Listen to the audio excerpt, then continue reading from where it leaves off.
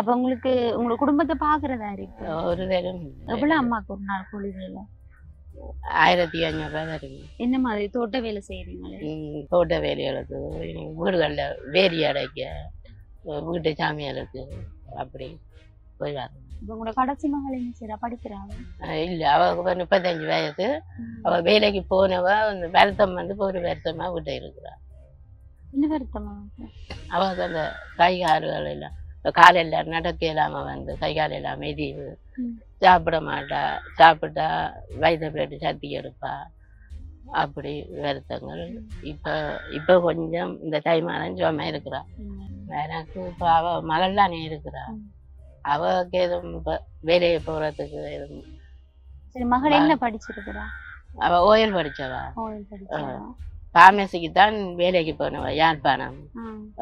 இப்ப ஒரு வருஷமா வீட்டை இருக்கிறா வருத்தம்.